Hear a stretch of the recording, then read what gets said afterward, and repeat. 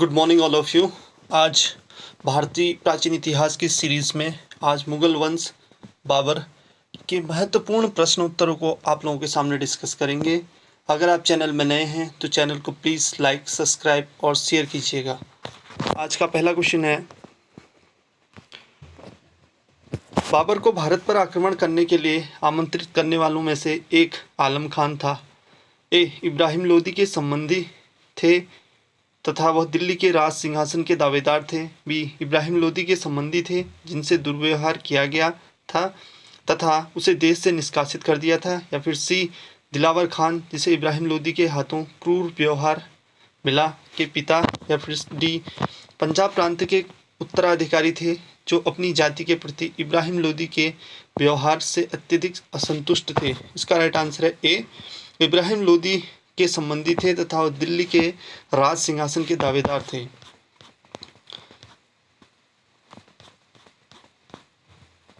मध्यकालीन भारत के मुगल शासक वस्तुतः थे ए फारसी, बी अफगान, सी चगताई तुर्क या इनमें से कोई नहीं। इसका राइट आंसर है सी चगताई तुर्क।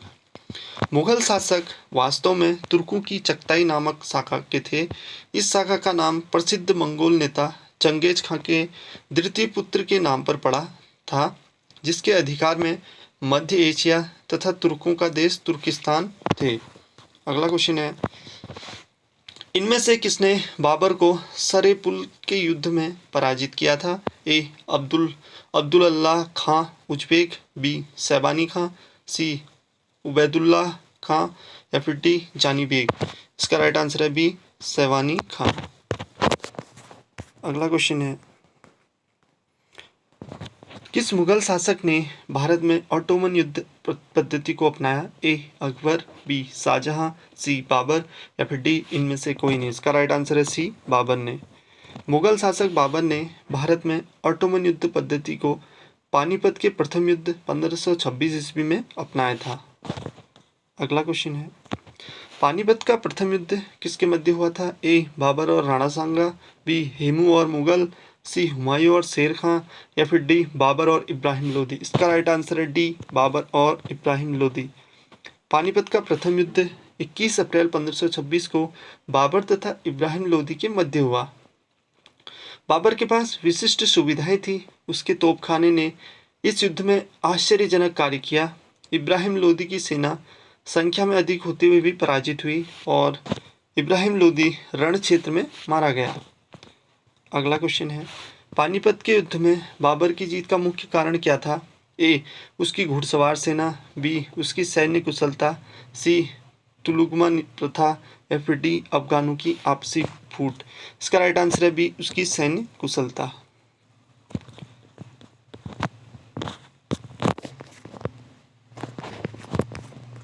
अगला क्वेश्चन है, बाबर की इब्राहिम लोदी पर विजय का कारण था? ए बाबर की वीरता, बी तोपखाना, सी इब्राहिम की दुर्बलता या फिर डी कुशल सेना नायक। इसका राइट आंसर है डी कुशल सेना नायक। बाबर की इब्राहिम लोदी पर विजय का कारण कुशल सेना नायकत्व था।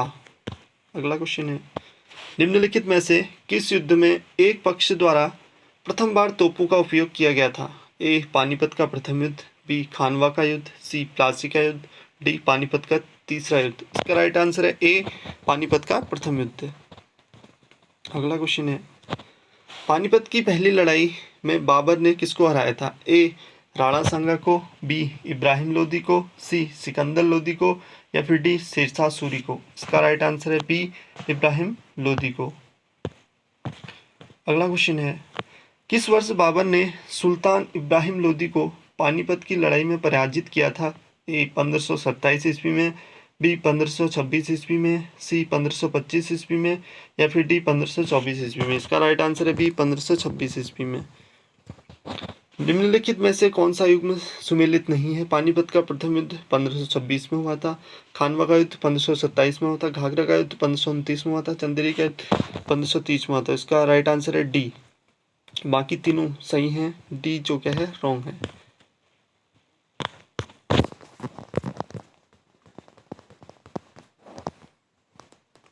निम्नलिखित युद्धों में से किस एक में बाबर ने जिहाद की घोषणा की थी? ए पानीपत का युद्ध, बी खानवा का युद्ध, सी चंदेरी का युद्ध या डी इनमें से कोई नहीं। इसका राइट आंसर है बी खानवा का युद्ध। बाबर ने खानवा के युद्ध में जिहाद की घोषणा की थी। खानवा का युद्ध 1527 ईस्वी में बाबर और राणा सांगा के बीच हुआ था। इस युद्ध में राणा सांगा पराजित हुआ। अगला क्वेश्चन है, राणा सांगा ने निम्नलिखित युद्धों में से किसमें बाबर के विरुद्ध लड़ाई की थी? ए पानीपत का युद्ध, बी खानवा का युद्ध, सी चंदेरी का युद्ध या फिर डी घाघरा का युद्ध। इसका राइट आंसर है बी खानवा का युद्ध। मेवाड़ के किस राजा को 1527 में खानवा के युद्ध में बाबर ने हराया था? ए राणा प्रताप, बी मान सिंह, सी सवाई उदय सिंह या फिर डी राणा सांगा। इसका राइट आंसर है डी राणा सांगा। खानवा के युद्ध में कौन पराजित हुआ था?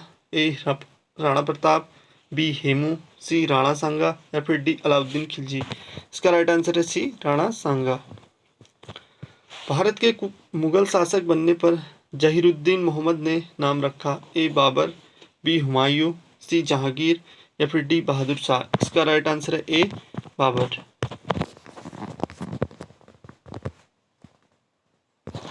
बाबर ने सर्वप्रथम पातशाह की पदवी धारण की थी। ए फरगना में, बी काबुल में, सी दिल्ली में या डी समरकंद में। इसका राइट आंसर है बी काबुल में। बाबर ने अपने फरगना के शासनकाल में 1501 में समरकंद पर अधिकार किया, जो मात्र 8 महीने तक उसके कब्जे में रहा। समरकंद और फरगना का शासन उसके हाथों से निकल जाने के बाद उसने काबुल की ओर रुख किया। अगला क्वेश्चन है, बाबर के साम्राज्य में सम्मिलित थे ए काबुल का क्षेत्र, बी पंजाब का क्षेत्र, सी आधुनिक उत्तर प्रदेश का क्षेत्र या फिर डी आधुनिक राजस्थान का क्षेत्र। इसका राइट आंसर है सी फर्स्ट, सेकंड और थर्ड क्या है सही है। अगला क्वेश्चन है, मुगल सम्राट जिसके जीवन से धैर्य और संकल्प से सफलता की शिक्षा मिलती वो है जहीरुद्दीन मोहम्मद बाबर, बी नसरुद्दीन मोहम्मद हुमायूं या सी जलालुद्दीन मोहम्मद अकबर या फिर डी अब्दुल मुजफ्फर मुहिद्दीन औरंगजेब। इसका राइट आंसर है ए जहीरुद्दीन मोहम्मद बाबर।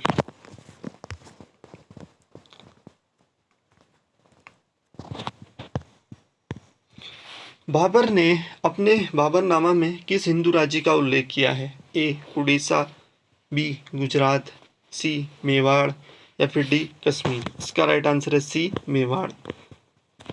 बाबर ने अपनी आत्मकथा में जिन दो हिंदू राज्यों का उल्लेख किया है उनमें से एक विजयनगर तथा दूसरा मेवाड़ है। बाबर लिखता है कि जब हम लोग काबुल में ही थे तो राणा सांगा मेवाड़ का शासक ने उपस्थित होकर उनकी ओर से निष्ठा प्रदर्शित की थी और यह निश्चय किया कि सम्मानित बादशाह इस ओर से दिल्ली के समीप पहुंच जाए तो मैं राणा सांगा इस ओर से आगरा पर आक्रमण कर दूंगा। तुर्की भाषा में बाबर द्वारा लिखी यह ग्रंथ संसार की सर्वश्रेष्ठतम आत्मकथाओं में स्थान रखता है। अगला क्वेश्चन है,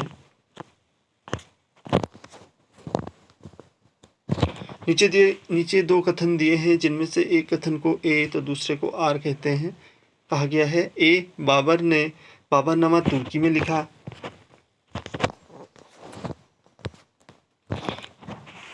आर तुर्की मुगल दरबार की राजभाषा थी। ऊपर के दोनों वक्तव्यों के संदर्भ में बताइए कि निम्नलिखित में से कौन सा सही है। इसका राइट आंसर है सी, ए सही है और आर गलत है। मुगल साम्राज्य की आधारशिला रखने वाले जहीरुद्दीन मोहम्मद बाबर ने अपने जीवन संबंधी घटनाओं को एक ग्रंथ में स्वयं ही लिखा, जिसे तुजुक बाबरी या बाबरनामा कहते हैं। यह किताब तुर्की भाषा में लिखी गई है, किंतु तुर्की मुगल दरबार की राजभाषा नहीं थी। अगला क्वेश्चन है, तुजुक बाबरी किस भाषा में लिखी गई थी? यह हम पहले ही देख चुके हैं। इसका राइट आंसर है सी, तुर्की भाषा में। अगला क्वेश्चन है, आज का आखिरी क्वेश्चन है, अयोध्या स्थित बाबरी मस्जिद का निर्माण किसने करवाया था? ए बाबर ने, बी हुमायूं ने, सी निजामुल मुल्क ने या फिर डी मीर बांकी ने। इसका राइट आंसर है डी मीर बांकी। ऐसी मान्यता है कि मुगल बादशाह बाबर ने सेना नायक मीर बांकी ने अयोध्या की बाबरी मस्जिद का निर्माण करवाया था। आज के लिए बस इतना ही। मिलते हैं नेक्स्ट वीडियो में नए प्रश्नों के साथ। धन्यवाद। अगर आपको ये वीडियो अच्छी लगी तो प्लीज़ वीडियो को लाइक, शेयर और सब्सक्राइब कीजिएगा।